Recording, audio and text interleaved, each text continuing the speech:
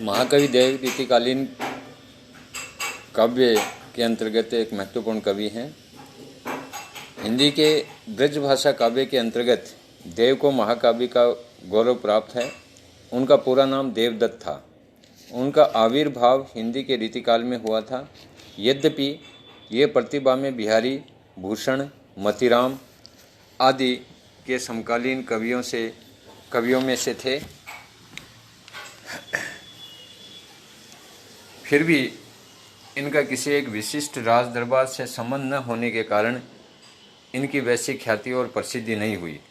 देव को अत्यधिक प्रसिद्ध करने वाले लेखकों में मिश्र बंधु हैं, जिनके विचार से देव का स्थान हिंदी साहित्य में तुलसी के बाद आता है। देव और बिहारी में कौन अधिक श्रेष्ठ है, इसको लेकर एक विवाद भी चला। इसी संबंध में देव और बिहारी नामक पुस्तक पंडित कृष्ण बिहारी मिश्र ने लिखी और बिहारी और देव की रचना लाला भगवान दीन ने की। इन दोनों में देव और बिहारी की काव्य प्रतिभा को स्पष्ट करने का प्रयत्न किया गया है। यद्यपि हिंदी साहित्य के अंतर्गत देव नाम के 6-7 कवि मिलते हैं, तथापि प्रसिद्ध कवि देव को छोड़कर अन्य देव नामधारी कवियों की कोई विशेष ख्याति नहीं हुई।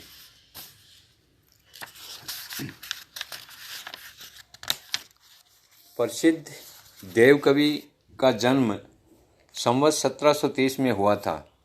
ये धोसरिया देवसरिया कान्यकुब्ज द्विवेदी ब्राह्मण थे। इनका निवास स्थान इटावा था, जैसा भावविलास की निम्नलिखित पंक्तियों से स्पष्ट होता है। धोसरिया कवि देव का नगर इटावो वास। भावविलास के ही साक्ष्य पर इनके जन्म संवत की भी पुष्टि होती है, जिसकी रचना इन्होंने संवत 1746 में की। वह दोहा इस प्रकार है: शुभ 1746 चढ़त 16 वर्ष, कड़ी देव मुख देवता, भाव विलास सहर्ष। देव ने कई आश्रयदाताओं के यहाँ रहकर अपनी रचनाएं की। इनकी रचना अष्टयाम औरंगजेब के पुत्र आजम शाह के संकेत पर हुई थी और उसने उन्हें पुरस्कृत भी किया था। संभवतः भावविलास भी आजम शाह के आश्रय में लिखा गया हो।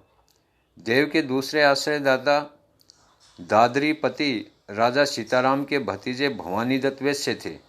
ये चरखी दादरी रेवाड़ी के निवासी थे। इसके लिए उन्होंने भवानी विलास नामक ग्रंथ लिखा। देव के तीसरे आश्रयदाता कुशल सिंह थे। ये फफूंद के रहने वाले थे और देव ने इनके लिए कुशल विलास नामक ग्रंथ की रचना की। देव के वास्तविक गुणग्राहक और आश्रयदाता राजा भोगीलाल हुए, जिनके लिए उन्होंने रसविलास नामक ग्रंथ की रचना की।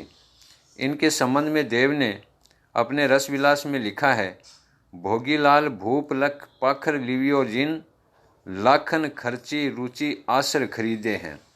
देव की कृति प्रेमचंद्रिका ड्योढ़िया खेड़े के राव मर्दन सिंह के पुत्र उद्योत सिंह को समर्पित है।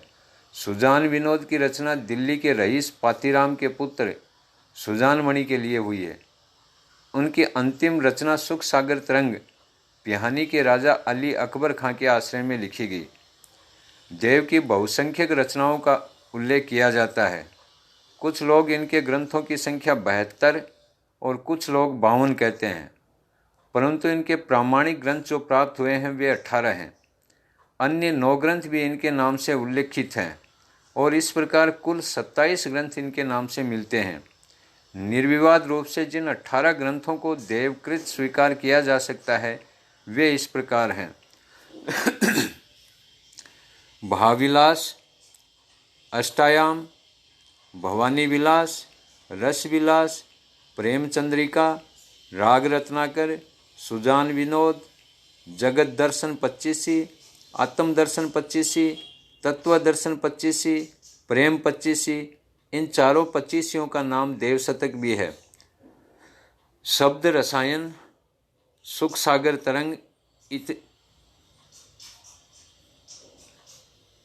हस्तलिखित ग्रंथों में इनमें प्रेम तरंग, कुशल विलास, जाति विलास, देवचरित्र और देव माया प्रपंच हैं। देवकृत एक संस्कृत ग्रंथ भी श्रृंगार विलासिनी नाम से भरतपुर से प्रकाशित हुआ था। इसका विषय भी श्रृंगार और नायिका भेद है और हिंदी छंदों की रचना इस ग्रंथ में संस्कृत भाषा में की गई है। यद्यपि इसकी रचना शुद्ध संस्कृत में है, फिर भी देव की वास्तविक प्रतिभा के दर्शन इसमें नहीं होते। देव के इन बहुसंख्यक ग्रंथों से ये निष्कर्ष निकालना कि सभी ग्रंथ एक दूसरे से भिन्न हैं भ्रमात्मक है। इनके एक ग्रंथ के अनेक छंद दूसरे ग्रंथ में मिलते हैं और प्रायः इन्होंने अपने किसी पूर्ववर्ती ग्रंथ को आश्रयदाता का नाम बदलकर दूसरा नाम दे दिया है। देव का अधिकांश वर्ण्य विषय प्रेम और श्रृंगार है, परंतु प्रेम और श्रृंगार के संबंध में उनकी धारणा अत्यंत उच्च है और उनके भावना उदात्त और उज्ज्वल रूप में प्रकट हुई है।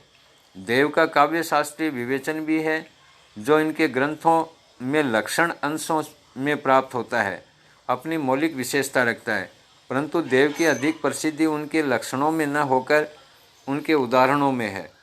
देव के सवैया और घनाक्षरी दोनों ही अपनी छाप रखते हैं और देव की सुंदर रचनाओं को किसी दूसरे कवि की रचनाओं से मिलाकर छिपा रखना संभव न है। देव की रचनाओं में जितना व्यापक अनुभव मिलता है, उतनी ही गहरी भावुकता भी प्राप्त होती है। किसी भी भाव का देव जैसा सजैव और मर्म स्पर्शी वर्णन असाधारण वस्तु है। देव की कल्पना केवल ऊहात्मक विशेषता ही नहीं रखती, वर्ण वह अनुभूति के रस से संचित होकर सरसता संपन्न होती है। इसी प्रकार देव की शब्दावली भी अपनी है। देव की शब्दावली में संगीतमय प्रवाह युक्त शब्द चयन छंद को सहज स्मरणीय बना देती है और रूप सौंदर्य वस्तु चरित्र के चित्रण में देव को अधिक सफलता प्राप्त हुई है।